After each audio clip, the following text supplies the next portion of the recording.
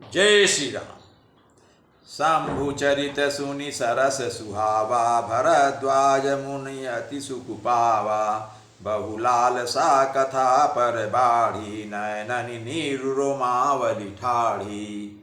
शिव जी के रसीले और सुहावने चरित्र को सुनकर मुनि भरद्वाज जी ने बहुत ही सुख पाया। कथा सुनने की उनकी लालसा बहुत बढ़ गई, नेत्रों में जल भर आया तथा रोमावली खड़ी हो गई। प्रेम विवश मुख आवन बानी, दशा देखी हर से मुनि ज्ञानी। अहो धन्य तव जन्म मुनीसा, तुम्हें प्राण सम प्रिय गौरीसा। वे प्रेम में मुग्ध हो गए, मुख से वाणी नहीं निकलती। उनकी यह दशा देखकर ज्ञानी मुनि याज्ञवल्क्य जी बहुत प्रसन्न हो गए और बोले, हे मुनीश, आहा, तुम्हारा जन्म धन्य है। तुमको गौरीपति शिव जी की प्राणों के समान प्रिय हैं। शिव पद कमल जी नहीं रति नाही, राम ही ते सपने हु न सुहाही। बिनु छल विश्वनाथ पद नेहु, राम भगत कर लक्षण येहु। शिव जी के चरण कमलों में जिनकी प्रीत नहीं है, वे श्री रामचंद्र जी को स्वप्न में भी अच्छे नहीं लगते। विश्वनाथ श्री शिव जी के चरणों में निष्कपट विशुद्ध प्रेम होना, यही राम भक्त का लक्षण है। शिव सम को रघुपति व्रतधारी, बिनु अगत जी सती असी नारी। पनु करी रघुपति भगति दिखाई, को शिव सम राम ही प्रिय भाई। शिव जी के समान रघुनाथ जी की भक्ति का व्रत धारण करने वाला कौन है, जिन्होंने बिना ही पाप के सती जैसी स्त्री को त्याग दिया और प्रतिज्ञा करके श्री रघुनाथ जी की भक्ति को दिखा दिया। हे भाई, श्री रामचंद्र जी को शिव जी के समान और कौन प्यारा है। प्रथम ही मैं कही शिव चरित, बूझा मरम तुम्हार। सुच सेवक तुम राम के, रहित समस्त विकार। मैंने पहले ही शिव जी का चरित्र कहकर तुम्हारा भेद समझ लिया। तुम श्री रामचंद्र के पवित्र सेवक हो और समस्त दोषों से रहित हो। मैं जाना तुम्हार गुणशीला, कहूँ सुनहु अब रघुपति लीला। सुन मुनि आजु समागम तोरे, कही न जाई जस सुख मन मोरे। मैंने तुम्हारा गुण और शील जान लिया, अब मैं श्री रघुनाथ जी की लीला कहता हूँ, सुनो। हे मुनि सुनो, आज तुम्हारे मिलने से मेरे मन में जो आनंद हुआ है वह कहा नहीं जा सकता। रामचरित अति अमित मुनीसा, कहीं न सकहीं सतकोट यही सा। तदपि जथा श्रुत कहाऊँ बखानी, सुमिर गिरापति प्रभु अनुपानी। हे मुनीश्वर, रामचरित अत्यंत अपार है, 100 करोड़ शेष जी भी उसे नहीं कह सकते। तथापि जैसा मैंने सुना है वैसा वाणी के स्वामी, प्रेरक और हाथ में धनुष लिए हुए प्रभु श्री रामचंद्र जी का स्मरण करके कहता हूँ। शारद दारु नारी सम स्वामी, रामु सूत्रधर अंतर जामी।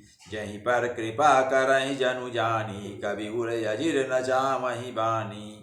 सरस्वती जी कठपुतली के समान है और अंतर्यामी स्वामी श्री रामचंद्र जी सूत पकड़कर कठपुतली को नचाने वाले सूत्रधार हैं। अपना भक्त जानकर जिस कवि पर वे कृपा करते हैं, उसके हृदय रूपी आंगन में सरस्वती जी को वे नचाया करते हैं।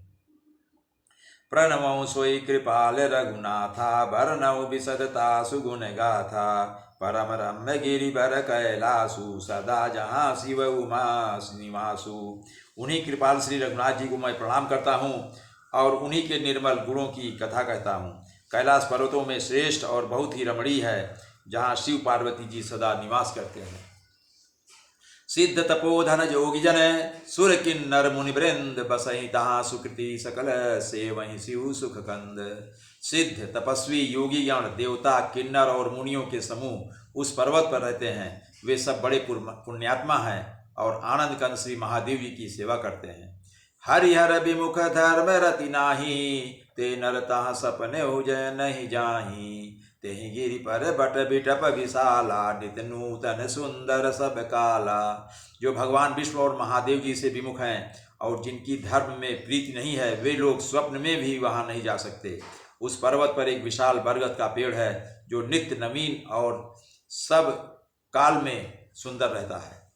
त्रिविध समीर सुशीतली छाया, शिव विश्राम बिटप श्रुति गाया। एक बार ते ही तर प्रभु गयऊ, तरु बिलो की उड़ती सुख भयऊ।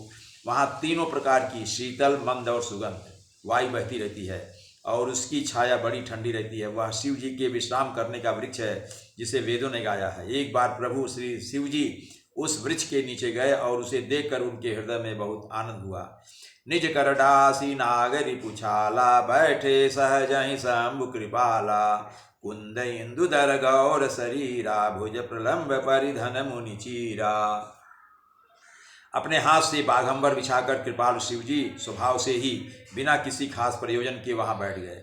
कुंद के पुष्प, चंद्रमा और शंख के समान उनका गौर शरीर था। बड़ी लंबी भुजाएं थीं और वे मुनियों के से वलकल वस्त्र धारण किए हुए थे।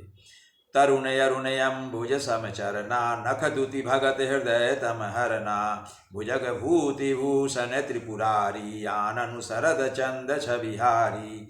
उनके चरण नए पूर्ण रूप से खिले हुए लाल कमल के समान थे। नखों की ज्योति भक्तों के हृदय का अंधकार हरने वाली थी। सांप और भस्म ही उनके भूषण थे और उन त्रिपुरासुर के शत्रु शिव जी का मुख शरद पूर्णिमा के चंद्रमा की शोभा को भी हरने वाला था।